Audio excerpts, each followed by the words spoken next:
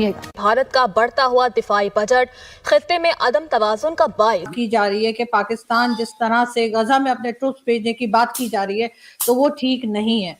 जुनून खित्ते के लिए बड़ा खतरा बन चुका है। मार्का हक में हजीमत उठाने के बाद भारत की ऑपरेशन सिंदूर 2 की तैयारियां शुरू हो गई हैं। हथियारों और दिफाई साजो सामान की खरीदारी तेज कर दी गई। मोदी सरकार का माली साल 2026-27 के दिफाई बजट में 20 से 25% तक इजाफे पर तबाही। और सरसों का तेल 500 रुपए 500 रुपए। आटा कितने 120 और चीनी 200 रुपए और oil 470। I am very sure एक जो IMF के लोन वाला जो मामला है वो भी आपके फेवर में US में ट्रम्प करवा पा रहे हैं, इसमें कोई डाउट नहीं। मुझे ऐसा भारत का बढ़ता दिफाई बजट खित्ते में अदम तवाजुन का बाइस। भारत के जारहाना अज़ाइम की वजह से जनूबी एशिया का खित्ता हमेशा खतरात से दो चार रहा। नहीं करेंगे। तीसरी बात, आपकी जो ओपन डिक्लेयर्ड पॉलिसी रही है पाकिस्तान की कि you are anti Israel and pro Palestine, इस वजह से आप नहीं रख सकते हो। अच्छा, नमक वगैरह तो होगा? नमक की कितने की थैली दिखाना? नमक की थैली है 10 रुपए की। अच्छा, दिखाना कितनी बड़ी है नमक की थैली। तो दोस्तों ये नमक है और ये देखें 2800 रुपए का बढ़ता दिफाई बजट खित्ते में आदम तवाज़ुन का बाइस बन रहा है। भारत के जारहाना अज़ाइम की वजह से जनूबी एशिया का खित्ता हमेशा खतरात से दो चार रहा है। हो सकता है कि जैसा कहा जाता है कि जी नजदीकी फायदे से पहले दूर का नुकसान देखना चाहिए, तो क्या दूर का नुकसान हम देख रहे हैं या सिर्फ नजदीकी फायदा? बड़े यहाँ पर एक और अहम खबर आपको दें। भारत का बढ़ता दिफाई बजट खित्ते में अदम तवाज़ुन।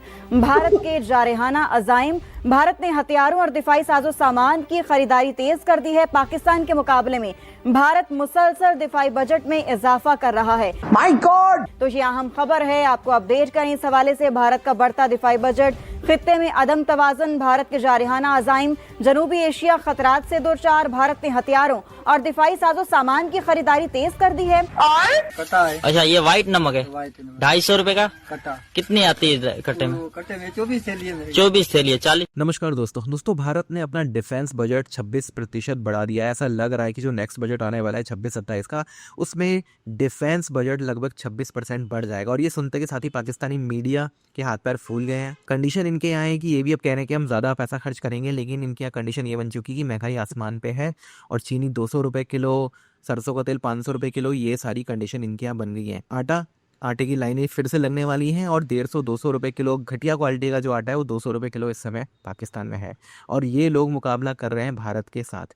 तो दोस्तों, धुरंधर फिल्म में जो दिखाया गया था ना 500 के नोट बंद होने से फ़र्क क्या पड़ा, वो ये पड़ा है। ये हालत कभी भी पाकिस्तान में पहले नहीं थे। पाकिस्तान के लिए पैसे की कोई कमी नहीं थी, चाहे वो उनके लिए डिफेंस का बजट हो, चाहे महंगाई का मामला हो। भारत के कंधे पे लोग बैठे हुए थे और भारत में महंगाई बढ़ती जा रही थी। और जब से नोट बंद हुआ है 10 सालों में पाकिस्तान की इकोनॉमी पूरी तरह से कोलैप्स कर गई है।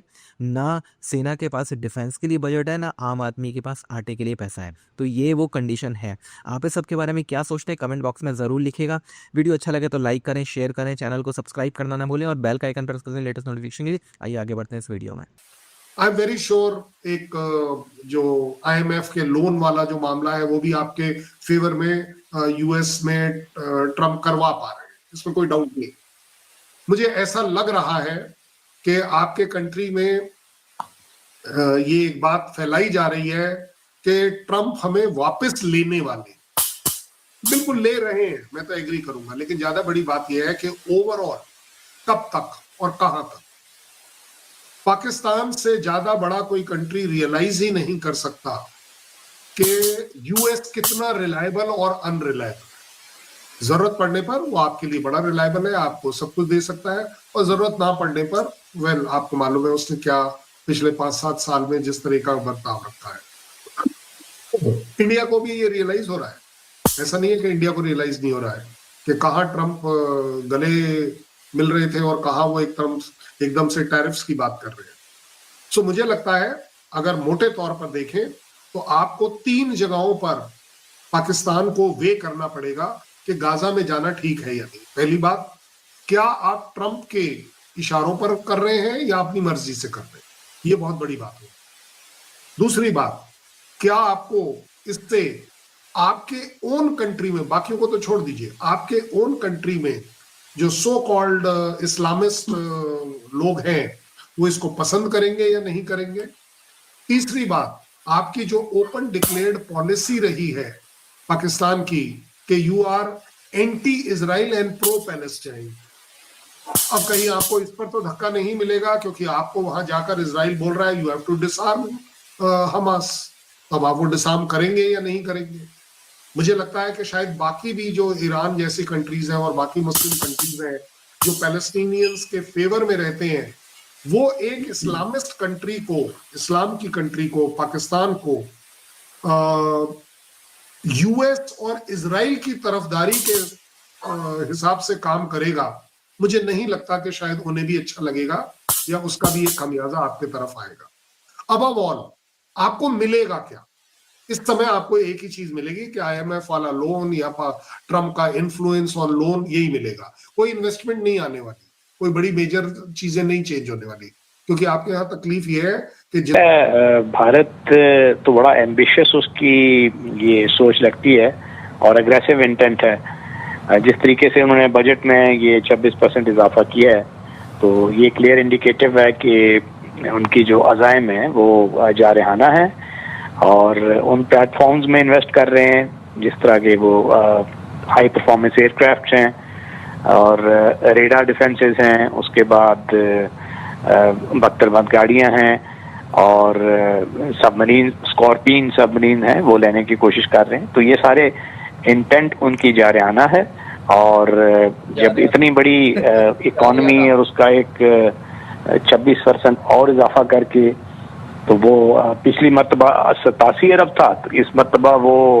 106 के लगभग बन जाएगा US डॉलर। तो ये बहुत बड़ा इजाफा है और ऐसा मुल्क जिसको कोई बज़ाहिर ऐसा खतरा नहीं है, चीन के साथ भी उनके मामला तय हो गए हैं और बाकी तो उनके साथ किसी मुल्क का इस इंडो पैसिफिक में ऐसा कोई थ्रेट नहीं है, तो उसके बावजूद वो इन प्लेटफॉर्म्स में इन्वेस्ट कर रहे हैं। तो फिर इसका मतलब है कि उनकी जो इंटेंट है वो जारहाना है और पाकिस्तान जैसे ममालिक को जाहिर है इस पे जो कंसर्न्स होते हैं फिर, और उसको हमें अपने जो दिफा है उससे गाफिल नहीं रहना चाहिए, क्योंकि अगर आपका जो एडवर्सरी हो वो कंटिन्यूअल स्पेंडिंग कर रहा हो और ऑफेंसिव प्लेटफॉर्म्स जिसमें हाई परफॉर्मेंस जेट्स हैं और दीगर ग्राउंड सपोर्ट इक्विपमेंट है उसमें इन्वेस्ट करे, तो आपको फिर उसके लिए तैयार रहना चाहिए। ऐसा ही है, लेकिन अगर यही बात मैं मेजर नदीम आपसे पूछूं कि आखिर अफगानिस्तान की जंग में हमने हिस्सा लेके देख लिया, हमें नुकसान ही हुआ, फायदा तो नहीं हुआ उसका।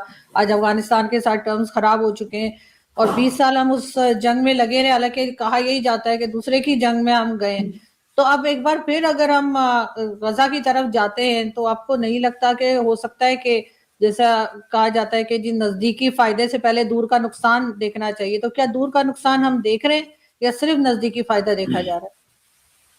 देखिए, एक तो मैं आपको ये क्लियर कर दूं कि अफगानिस्तान में भी आपने कहा जो हम गए, तो हम किसी के कहने पे नहीं गए बल्कि अपनी बॉर्डर की सिक्योरिटी के लिए गए। अगर आप देखें तो USSR उस वक्त उनकी पूरी कोशिश थी कि वार्म वाटर्स की तरफ उन्होंने आना है और वो खाली अफगानिस्तान की बॉर्डर लाइन पर, ड्यूरल लाइन पर नहीं रुकते बल्कि उन्होंने बहरे अरब तक आना था। तो वी फॉट दैट वॉर और अल्हम्दुलिल्लाह हमने USSR को ब्रेक भी किया और सारी दुनिया इसको रिकग्नाइज भी करती है। उसके बाद अमेरिकन जिस तरह से आए, डेफिनेटली उसमें अमेरिकन एक बदमाश हैं, उन्होंने आपने देखा कि किस तरह से उन्होंने पाकिस्तान को फोर्स भी किया। तो पाकिस्तान को ने उस जंग में जो आप कहें तो पाकिस्तान ने अपनी बॉर्डर को सिक्योर किया, पाकिस्तान ने अपने ट्रुप्स अफगानिस्तान में नहीं भेजे। जो भी थे मुजाहिदीन जो अमेरिका ने इधर उधर से लाया, उनको ट्रेन किया वेरेवर, और उन्होंने उससे अफगानिस्तान में जंग लड़ी। डेफिनेटली हमें उसका भी